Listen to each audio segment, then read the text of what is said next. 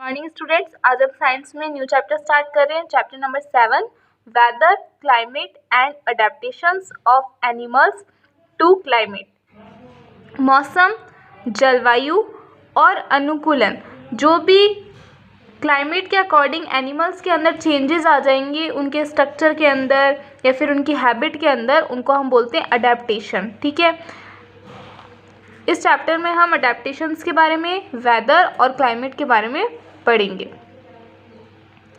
You must have heard about the weather report on the television, radio और read in the newspaper. आपने weather report के बारे में सुना होगा, टेलीविज़न में इसको देखा होगा, रेडियो में और न्यूज़पेपर में इसके बारे में पढ़ा होगा। When you are going outside in the rainy season, जब भी आप रेनी सीजन में बाहर जाते हो, your parent ask you to take umbrella even when the day is sunny and sky is clear और विदाउट क्लाउड्स। तो आपके पेरेंट्स आपको अपने साथ अम्ब्रेला ले जाने को बोलते हैं, चाहे उस दिन डे सनी ही क्यों ना हो, उस दिन सन क्यों ना आया हुआ हो, स्काई पूरा क्लियर क्यों ना हो, क्लाउड्स चाहे स्काई में ना हो, तो भी हमें रेनी सीजन के अंदर अपने साथ अम्ब्रेला ले जाना होता है।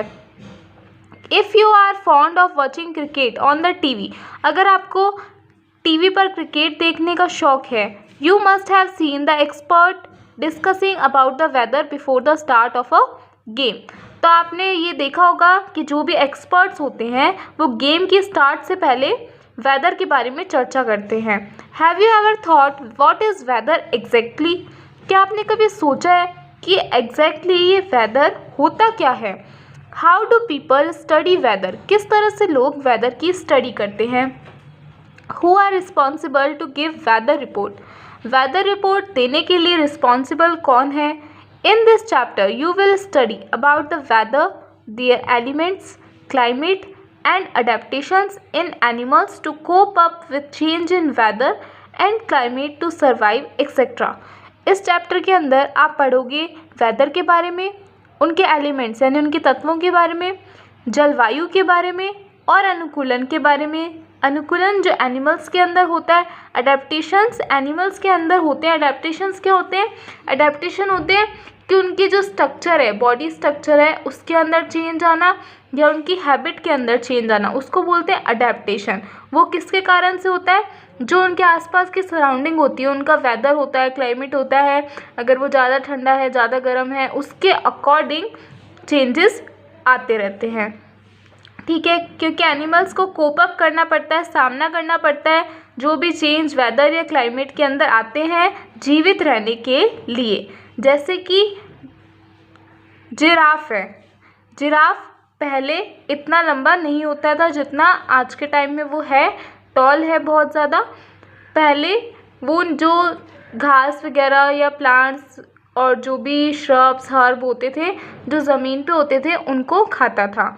लेकिन धीरे धीरे क्या हुआ, नीचे वाले सारे पेड़ पौधे ख़त्म हो गए, तो उनको जिंदा रहने के लिए खाना तो खाना ही था, तो वो थोड़े ऊंचे वाले पेड़ों से खाना खाने लगा, तो उसकी गर्दन लंबी हो गई। फिर वो वाले सारे प्लांट्स भी डिस्ट्रॉय हो गए, उन्होंने खा लिए तो वैसे ख़त्म हो गए कुछ, और फिर सिर्फ अब जो प्लांट्स बचे थे वो और ज़्यादा टॉल ट्रीज़ पर थे। तो फूड के लिए, जिंदा रहने के लिए जिराफ कोशिश करते थे कि वो उन पेड़ों तक पहुंच पाए, और ऐसे करते करते जब वो ऊपर होते थे तो उनकी हाइट बढ़ गई, उनकी जो नेक है उसका साइज़ इंक्रीज़ हो गया, और आज के टाइम में जो हम जिराफ देखते हैं वो वैसे हो गए, और तब से जिराफ का साइज़ बहुत ज़्यादा लंबा हो गया।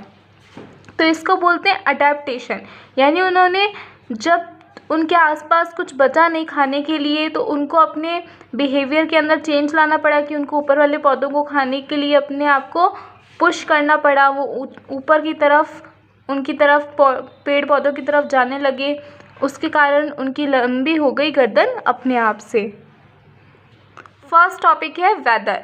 वेदर यानी मौसम। All living beings are influenced by atmospheric conditions around them. सभी लिविंग बींग्स प्रभावित होते हैं जो भी उनके आसपास वातावरण की स्थिति होती है उससे। जैसे कि वातावरण के अंदर क्या होता है? टेम्परेचर यानी कितना तापमान है, ह्यूमिडिटी यानी कितनी नमी है, रेनफॉल और विंड स्पीड। ये चारों चीज़ें एलिमेंट्स होते हैं वेदर के, ठीक है। Are the various atmospheric condition, ये अलग अलग एटमॉस्फेरिक कंडीशन है कि कितना तापमान है, कितनी नमी है, कितनी बारिश हुई है, या फिर विंड की स्पीड क्या है। The day to day changes in these condition make up the weather, ये जो एक दिन से दूसरे दिन में चेंज आते हैं इन कंडीशन के अंदर, टेम्परेचर के अंदर डेली चेंज आता है, ह्यूमिडिटी के अंदर, रेनफॉल के अंदर, विंड की स्पीड के अंदर, ये जो चेंज आते हैं डे टू डे, उनको हम मिलाकर के क्या बोलते हैं, वेदर बोलते हैं। The temperature, humidity, wind and other atmospheric conditions are called the elements of the weather. Temperature, humidity, wind और जो दूसरी एटमॉस्फेरिक कंडीशन होती है, वातावरण की स्थिति होती है, इनको हम बोलते हैं एलिमेंट्स ऑफ द वेदर, यानी वेदर के तत्व। The weather of a place changes day after day and week after week, किसी भी जगह का मौसम हर दिन प्रतिदिन चेंज होता रहता है। आज बारिश का मौसम है, अगले दिन गर्मी है, तो इस तरह से मौसम डेली चेंज होता रहता है। या फिर वीक से वीक भी चेंज हो सकता है कि इस वीक गर्मी रही है, अगले वीक थोड़ा बारिश का मौसम रहा है, अच्छा मौसम रहा है। Weather is a complex phenomena, weather एक कॉम्प्लेक्स घटना है that can vary over a short period, जो शॉर्ट पीरियड में यानी थोड़े थोड़े समय के बाद में चेंज होता रहता है। मौसम थोड़े थोड़े समय के बाद में चेंज होता रहता है। A warm sunny day can be overtaken by a violent storm, कोई गर्म सनी डे है जिस दिन बहुत ज़्यादा गर्मी है, लेकिन हो सकता है कि उसी दिन शाम को बहुत तेज़ आंधी आ जाए। और it may be taken only a minute to vanish the heavy rain, कई बार बहुत तेज़ बारिश आ रही होती है, फिर अचानक से थोड़ी देर बाद गर्मी हो जाती है, सनी वेदर हो जाता है।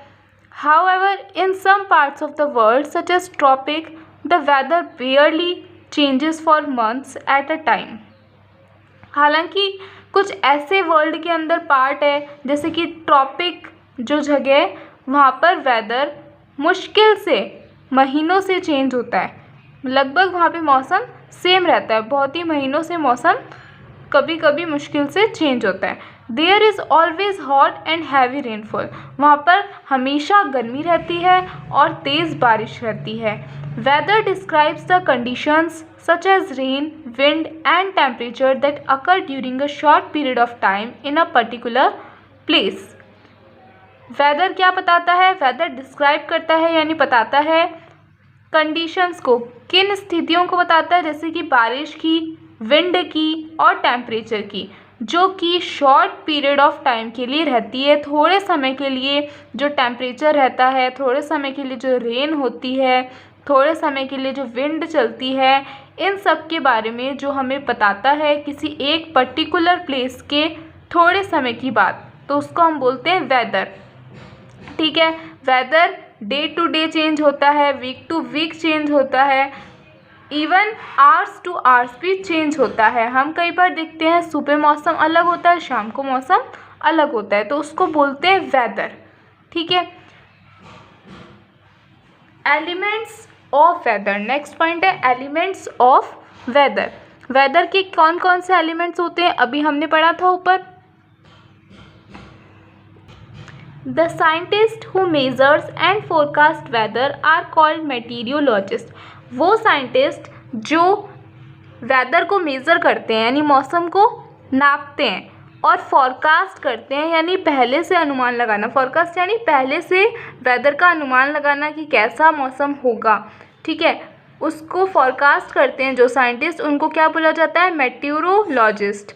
उन साइंटिस्ट को बोला जाता है मेटेरोलॉजिस्ट।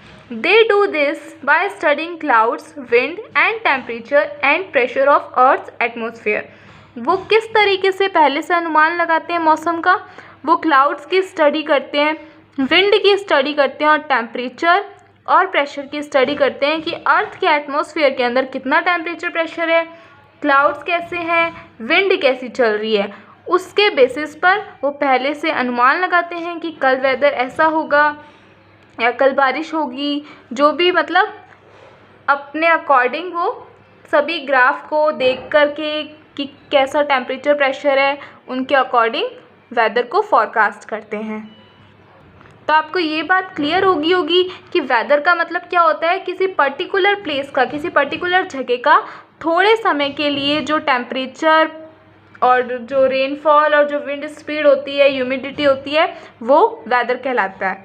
ठीक है, कल हम रीड करेंगे एलिमेंट्स ऑफ वेदर के बारे में। कौन कौन से एलिमेंट होते हैं वेदर के? टेम्परेचर, ह्यूमिडिटी, रेनफॉल और विंड, इनके बारे में हम कल रीड करेंगे। और आपको ये भी ध्यान रखना है कि जो साइंटिस्ट वेदर को फॉरकास्ट करते हैं और मेज़र करते हैं उनको बोलते हैं मेटोरोलॉजिस्ट। Thank you.